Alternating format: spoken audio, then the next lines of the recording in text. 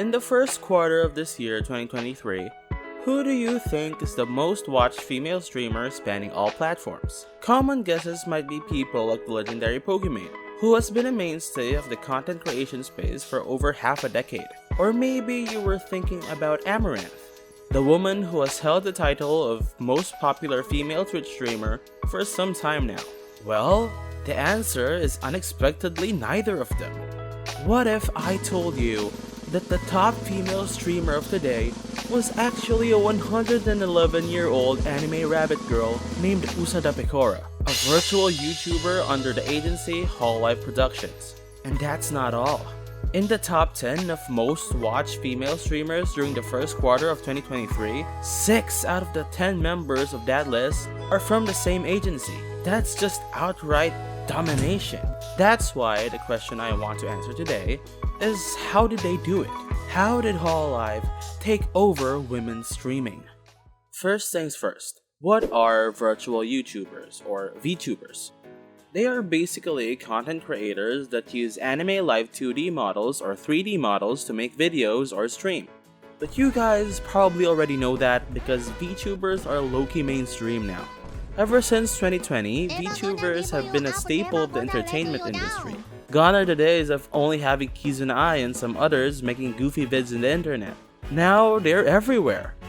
Heck, now they even have cafes, convenience store collabs, restaurant collabs, even hot springs have collaborated with VTubers before. We went from what the heck's a VTuber to now having Himemori Luna gummies. Himemori Luna gummies!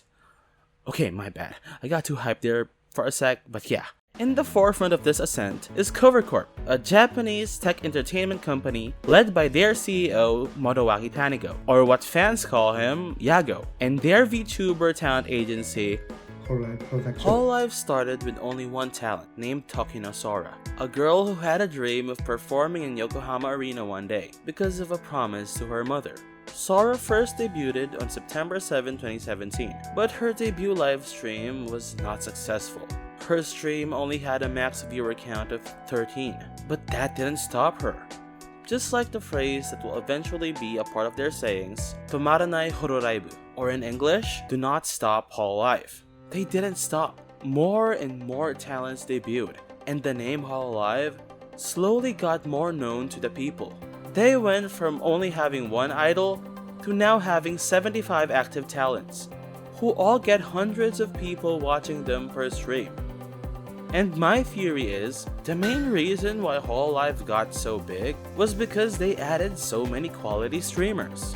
The YouTube algorithm only has one goal, and that is to keep you on their website. Due to Hololive hiring a lot of talents, it becomes easier for the algorithm to accomplish its task. For example, you are watching a clip from Usada Pekora, and after you finish the video, most likely the video that is gonna be recommended to you is another Hololive clip. You watch that video too, and all of a sudden you have already spent an entire afternoon watching Hololive. The vast amount of streamers under the agency give the algorithm a barrage of recommendations for YouTube to push out. This, paired with the pandemic happening and boosting the popularity of anime and online content creation, along with the regulations of CoverCorp making sure that their talents are at least relatively family-friendly, Shut the f*** up, asshole. It was only natural for Hololive to become mainstream. Specifically talking about clips though, that form of content has really helped Hololive become what it is today.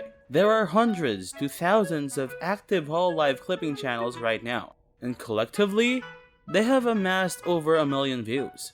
Even though clipping has a lot of negatives too, that still doesn't take away from the hand it has on spreading Hololive content all over YouTube, helping it become a rabbit hole for content. Holo gives this impression that all their talents are interconnected with each other. They have ongoing Minecraft SMPs among other multiplayer games, and we all know the positive effect that can have on the popularity of a creator.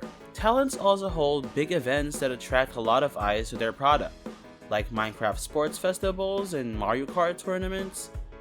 A couple of months ago, Usada Pekora and Hosho Marine organized the Puyo Puyo Tetris tournament that had a peak viewer count of over 100,000 people. Events like this shine a light on all their talents, which cause even their most underrated streamers to deservingly get a time in the light. Stuff like this also makes sure that fans have things to look forward to, so that the risk of getting tired of Holo is lessened. And fans of Hololive have a lot to look forward to. It doesn't just stop at big collab events like this. There are also new outfit streams, birthday streams, debut streams, and live concerts. All are considered important events that fans specifically go out of their way to tune into. Specifically, debut streams and live concerts are probably the biggest among the pack. First, let's talk about debut streams, which is another one of the main factors when it comes to the Hololive takeover. Before a talent even debuts, the marketing for the debut and the culture of the Hololive community will already make sure that they will have an audience before they start streaming. Already established talents will talk about the debut on their respective 1,000 viewer livestream, causing their fans to flock to the debut as well. This is why the Hololive community is so tight-knit. Like, you will rarely find a fan who only stands one talent. In result, debut streams from Holo usually hit over 100,000 viewers, giving the new debutants a buttload of online presence from the start. Since Hololive also does debuts by group most of the time, the new talents will also have a bunch of other talented people to bring out the best out of them. Cover knows that the content is better when the different dynamics of these idols are meshed with each other. These debuts also give the product new life, in the form of fresh faces that can give the content something new. The big events aren't limited to streams too. As I said earlier, they also hold live events.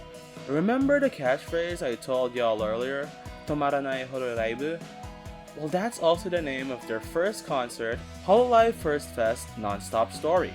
Concerts like this give their fans a chance to go in person and experience something that they will surely remember for the rest of their lives.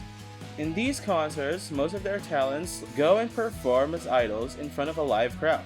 And since that first concert, they have done more events like this, along with 3 more Hololive festivals and 2 Hololive Super Expos.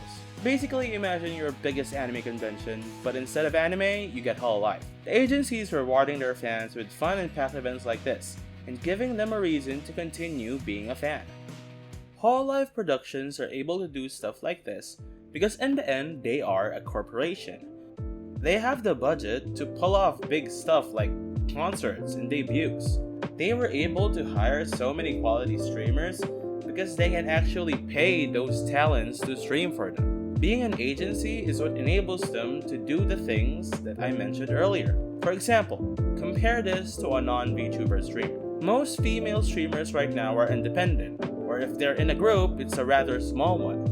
For Holo members, it's not entirely bad if you click out of a stream to watch another talent stream. But for indies, that is not the case. For Holo, you clicking out of a stream and joining a new one is just you furthering your YouTube homepage's descent into the rabbit hole. Just another anime girl to be recommended to you. But for an independent streamer, you tuning into another stream is you directly helping their competitor. One more rival in their fight to stay relevant. In contrast, as long as Hololive is relevant, all their talents will be as well. Even if independent female streamers collab with each other or create small groups, that will still not match the strength of a large collective unit. And this is not even mentioning the budget disparity that presents itself in comparing independent streamers or small corporations with Hololive streamers. This isn't saying though that Hololive streamers are talentless. Hell no. The agency is a part of their success, but it isn't hard carrying like Mbappe was carrying France during the 2022 World Cup. The Hololive audition process is an arduous one. It will make sure that only the most qualified of auditionees will make it out. You need to have experience and skill if you want to come out of the first screening even. Succeeding in content creation is a hard road. Your odds of getting back-to-back 5 stars and getting an impact with no pity is probably higher than actually making it in this overpopulated clout race. Some are skilled and lucky enough to rise above the crowd, but a lot of these Hololive members aren't like that from the start. They weren't the #1 picks of their draft class. They were more akin to diamonds in the rough. Streaming to know people, performing for a crowd that doesn't give a crap about who they are, or sometimes no crowd at all. Some have to deal with doing different jobs just to keep their dreams alive. Heck, some even delve in poverty before coming to Hololive. These girls and boys were not the favorites to win the race, but when they saw that audition, that golden ticket, they grabbed it, so that they can finally achieve their dreams.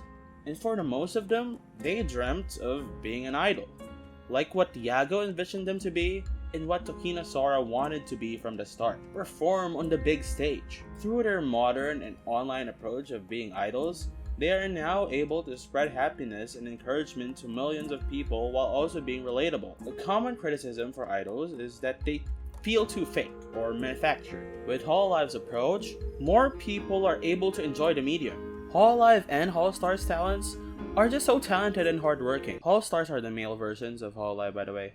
They can sing, game, draw, and other stuff as well. Besides all those complicated algorithm and number stuff, they are just plain entertaining. Whether it be dancing and singing as idols, or being toxic gaming streamers while playing CSGO, Hololive is able to reach billions of people while also being able to touch the lives of millions forever. And this isn't to discredit the content creators outside Hololive that have helped pave the way for them. They also have to thank the first VTubers like Kizuna Ai, Mirai Akari, and the like for being the first ones to establish the medium. There's also legends like Iron Mouse for doing VTubing in the EN scene before others ever did.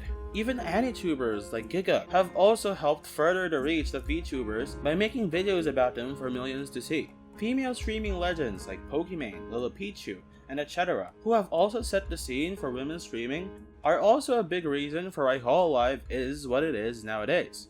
And of course, we can't forget the legendary idols that have inspired these Hololive talents. Hololive was able to take over women's streaming due to a mixture of luck and genius risk-taking that paid off. And even now, Hololive is still innovating and reaching new heights. Lately, Cover Corp just bought a new billion-yen studio that will improve their content even more. And this is not even mentioning the other stuff, like games and manga projects that they have. With Hololive and Holstar still growing, and Cover Corp still innovating, I'm pretty sure that they won't be going away anytime soon.